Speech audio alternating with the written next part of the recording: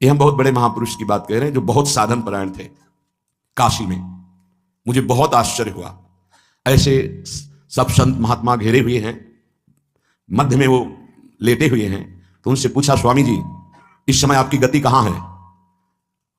ये चंद्रलोक नहीं, ये तो चंद्रमंडल के अंतर्गत जो चंद्रलोक है, जहां इस सूर्य लोक से भी ऊपर है, सूर्य को क्रॉस कर सके केवल दैवी शक्ति संपन्न जो त्रिगुणातीत हैं, उन महापुरुषों की, जो शुद्ध सात्विक शरीर वाले हैं, वो जो देवलोक का अतिक्रमण करके भी आगे बढ़ते हैं। सबसे ऊपर चंद्रलोक है, सूर्य लोक भी नीचे है शास्त्रीय पद्धति के अनुसार। उन्होंने कहा चंद्रलोक तक मैं समस्त मंडलों का भेदन करके पहुंच गया हूं, पर ब्रह्म या मोक्ष प्राप्ति तो होश उड़ गए कि ऐसे महापुरुष जो मोक्ष धर्म का ही वर्णन करते रहे वो ऐसा बोल रहे हैं। एक तरह से जैसे कहते हैं ना कि पैरों से धरती खिसक जाना, कि अपने लोग क्या हैं, अंतिम कैसी बात कर रहे हैं। तो उनका स्वामी जी तो क्या परम पद, तो उनका ये तो विश्वनाथ जी की कृपा के अधीन है। बस हृदय एकदम साधन पक्ष से हटकर कृपा पक्ष की मांग करने लगा कि अंतिम समय कह रहे कि आखिरी कैवल्य परम पद ये तो विश्वनाथ जी की कृपा से। समझ लो साधन कितना पहुंचा सकता है। वो महापुरुष कह रहे हैं कि अभी ब्रह्मलोक भी नहीं, जैसे स्वर्गलोक, महालोक, जनलोक, तपलोक, फिर ब्रह्मलोक, तो स्वर्गलोक के ऊपर ही है, क्योंकि स्वर्ग के अधिष्ठात्र ये सब लोकपाल देवता हैं। वरुण जी, सूर्य जी, अग्नि जी, वायु जी, चंद्र जी, ये सब लोकपाल हैं। इनके एक अपने अपने लोक हैं, उन लोकों में इनके आराधक उपासक वहां पहुंचते हैं। तो वो कह रहे हैं कि मैं केवल चंद्रलोक तक पहुंच पाया हूं, उसके ऊपर ब्रह्मलोक वहां भी नहीं गति हुई। और परम कैवल्य पद ये तो विश्वनाथ जी की कृपा से, क्योंकि काशी में शरीर छूट रहा है, जीवन भर उनके नाम पर रहे, तो वो गति उनकी, मेरी गति यहां तक और वो विश्व। तब ये समझ में आया कि आखिरी बात तो कृपा ही है। कि तभी लिखा है ध्यान मूलम गुरु मूर्ति, पूजा मूलम गुरु पदम, मंत्र मूलम गुरु वाक्यम, मोक्ष मूलम गुरु कृपा। महादेव गुरुदेव हैं, श्री जी गुरुदेव हैं, इन्हीं की कृपा से ही मोक्ष मूलम। तभी आजीवन आराधना करते रहते हैं, यही मांग रहे हैं। तनुरपि न विपत कोटिषु जीवन वृंदावनम क्षणम त्यजतु। बाबा को श्री जी लाई थी वृंदावन, उड़िया बाबा को। कई दिन से भूखे थे, एकांत में ब्रह्म चिंतन में बैठे हुए थे, शरीर भूखा था। पहुंच गए लाडली लाल बच्चे के रूप में संध्या काल के बाद। और बाबा मैया ने कहा है कि कोई संत भूखे बैठे हैं, रोटी पाएगा?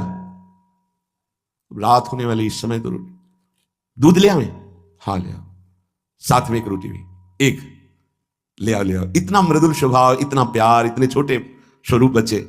बाबा आश्चर्यचकित हो रहे थे कि संध्या हो रही, इस समय बच्चे बड़ा ऐसे, पहले कांसे का लोटा चलता, उसमें पका हुआ दूध, एक रोटी पाई, एक दूध पिया, एक परमानंद की अनुभूति, विशेष उनके हृदय में अद्भुत आनंद। फिर एकदम चिंतन किया कि यहां कौन सा गांव नजदीक है। तो विरक्त महापुरुष उठे, काफी दूर खोजते, एक व्यक्ति मिला, बोले हाँ गांव नजदीक कोई है? बोले 10 किलोमीटर आसपास कोई गांव नहीं। अच्छा ठीक है। बैठे एकांत में आकर जो चिंतन किया तो देखा प्रियाप्ति। तो बोले ठीक है, अब आपका बुलावा आ रहा है तो हम आ रहे हैं आजीवन वृंदावन के लिए। देखो अंतिम यही लीलापूर्ण, बड़े करुणा में खींच लेते हैं, आओ खींच लेते हैं, तुम्हारा पवित्र हृदय हो गया है, बहुत तप किया है, आओ मैं तुम्हें परम पद प्रदान करती हूं। बड़े कृपालु श्री प्रियालाल। एक चीज ध्यान रखनी है, तनुरपि न विपत कोटिषु, करोड़ों प्रकार के संकट आ जाए तो भी छोड़ना नहीं, ये अंतिम बन जाएगा।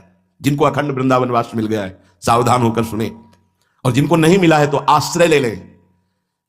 कई बार चर्चा की, रजरानी चरणामृत साथ है, वृंदावन का आश्रय है, और वाणी जी साथ है, तो जहां शरीर छूटेगा, जैसे भारतीय सैनिक राजकीय विभाग का कहीं भी शरीर छोड़े, भारत के आज्ञा के अनुसार, सरकार की आज्ञा के अनुसार गया हो, तो तिरंगे पे ही स्वागत होते हुए उसको भारत ही लाया जाएगा। ऐसे ही हम वृंदावन प्रिया प्रीतम के उपासी, कहीं भी शरीर छूटे, आप सम्मान पूर्वक श्रीधाम वृंदावन लाडली जी के महल में ही आएंगे, विश्वास कर लीजिए। आश्रय और वास दोनों समान है। यदि दृढ़ आश्रय हो, जैसे पतिव्रता का पति का दृढ़ आश्रय, तो त्रिभुवन में अपार सामर्थ्यशालिनी होती, जैसे अनुसुईया जी और सावित्री जी, आज महामहिम पतिव्रताओं का वर्णन। ऐसे हरिवंश प्रतिव्रत है जिनके, सुख संपत्ति दंपति जो जिनके, हा हरि रा राधा बा वृंदावन सा सहचरी, वृंदावन में विराजमान सहचरियों के मध्य में प्रिया प्रीतम का व्रत जिनके हृदय में है, कहीं भी अगर संयोग बसात है तो शरीर छूटेगा तो हमारे प्रभु से दूर नहीं है, वो अंतिम समय उनको ले आएंगे। हमारा अंतिम बन जाए, इसी प्रयास में रहते हैं। श्री बात करें तनुरपि न विपत कोटिषु, करोड़ों तुम्हारी विपत्तियां आकर के घेर ले जीवन में तो मत छोड़ना वृंदावन, क्योंकि अंतिम समय हमारी स्मृति कहां होगी हमें पता नहीं, पर धाम अंतिम समय यदि मिल रहा है तो सीधे भगवत प्राप्ति है।